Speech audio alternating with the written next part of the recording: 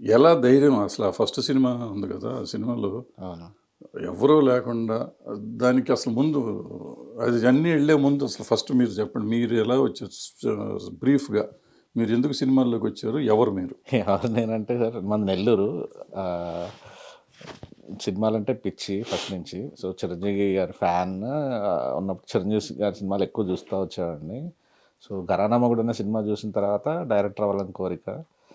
ఆహ్, ఇంకా వచ్చేసాను సార్. ఇంకా హైదరాబాద్ వచ్చారు. హైదరాబాద్ వచ్చేసాను. ఎవరు బ్యాక్‌గ్రౌండ్ ఏం లేదు గానీ వచ్చి ఇక్కడ ట్రయల్స్ చేస్తా వచ్చాను. ట్రై చేస్తూ వచ్చినాక ఈ పిచ్ ప్లాన్ ఎట్ట వచ్చింది, ఇది ఎట్ట చేద్దామని?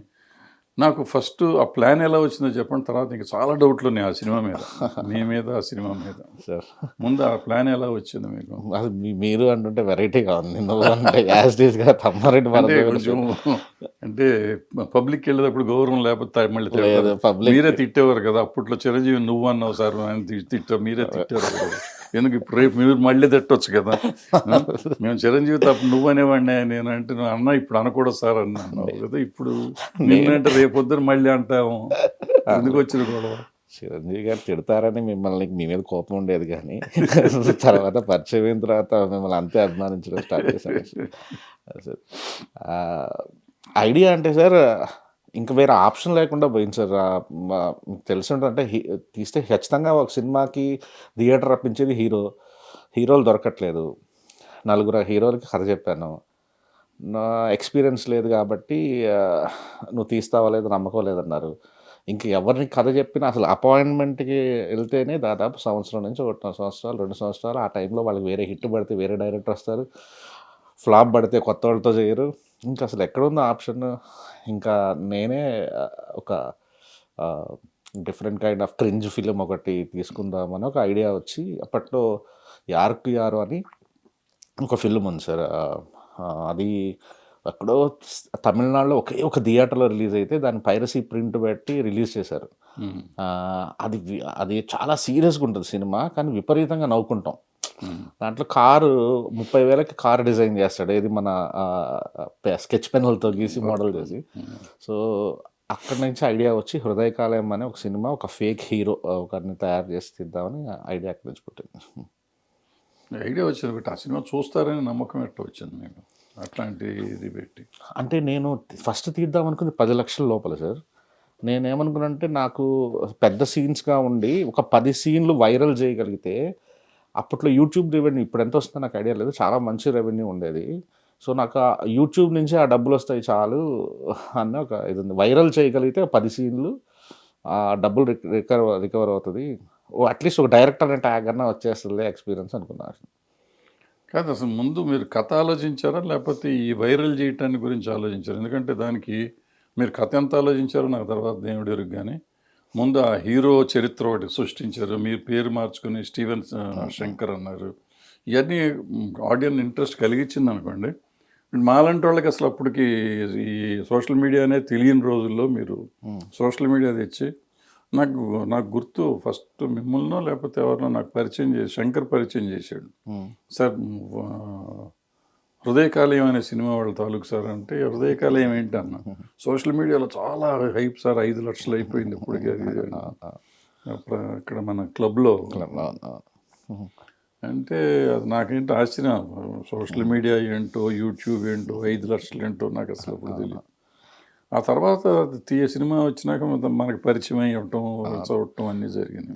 అప్పుడు మీరు అంటే అప్పుడు మీరంటే బాగా కోపము ద్వేషం ఉండేది సార్ అప్పట్లో.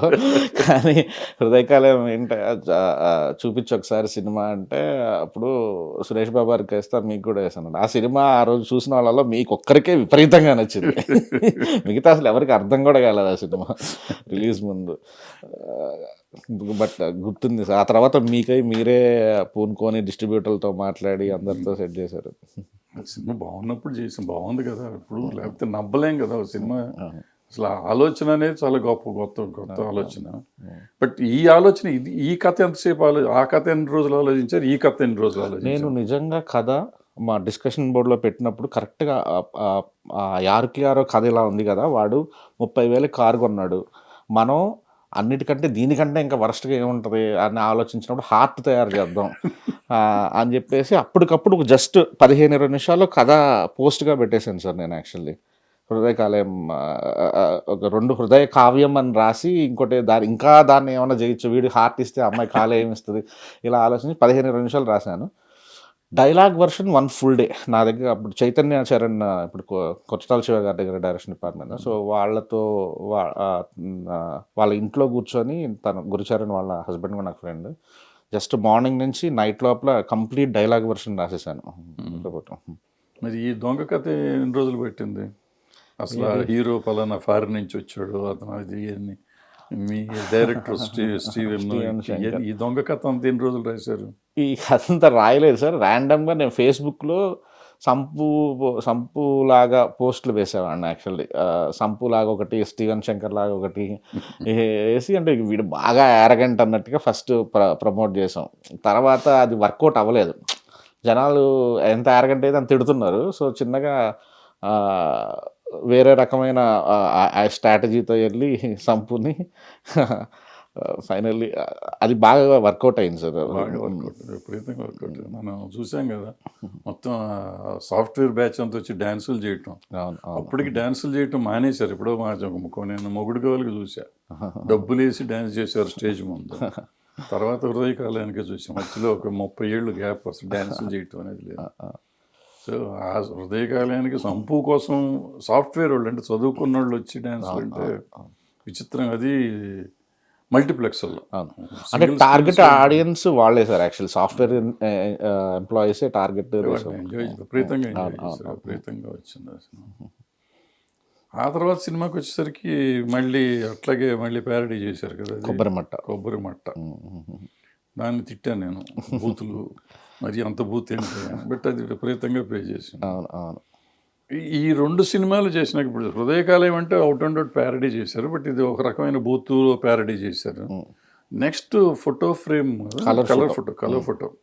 కలర్ ఫోటో అంత క్లాసీ ఫిలింకి ఎట్లా వెళ్ళారు అసలు? అంటే అఫ్ కోర్స్ రోజు చెప్పేవాడిని, నీలో టాలెంట్ ఉందా, నువ్వు వేరే చేయవయ్యా అంటే నా మాట వినేవాడివి కాదు. కానీ తర్వాత నీ టాలెంట్ నాకు తెలియకుండా చూపించేసి నాకు కలర్ ఫోటో హృదయకాలం డ్యామేజే చేసింది సార్ యాక్చువల్లీ. అంటే అటు సైడ్ ఛాన్సుల్ సైడ్ యాక్చువల్ చెప్పాలంటే, అక్కడ మళ్ళీ ఎవరైతే హీరోలు దొరకలేదని సినిమాలు స్టార్ట్ చేశానో, ఈ సినిమాలు ఇవి చేసిన తర్వాత అసలు పోయింది యాక్సెస్. అప్పుడు ఎందుకో ఒక డెసిషన్లో ఈ 2 కథలు పిక్ చేసుకున్నాను సార్, కలర్ ఫోటో, బేబీ. ఈ రెండిట్లో ఏదో ఒకటి చెయ్యాలి అని, ఒకటి ప్రొడ్యూస్ చేసి ఒకటి డైరెక్షన్ చేద్దాము అనే ఫీలింగ్లో కలర్ ఫోటో కేవలం మర్యాద కోసమే సార్ తీసింది. ఎట్లాగో హీరో రారు మనకి, ఒక చిన్న హీరో. దీంట్లో కూడా బేబీలో కూడా ఒక 2 కొత్త వాళ్ళు అప్పుడు అనుకున్న టైంలో. ఆ మర్యాద కోసం తీసాము, నిజంగా దానికి తగ్గట్టే నేషనల్ అవార్డు వచ్చింది. ఐడియా అనేది మాత్రం నా రియల్ లైఫ్లో జరిగిన మా వైఫ్ది నాది ఏదైతే స్టోరీ ఉందో అదే అంతే. Super film.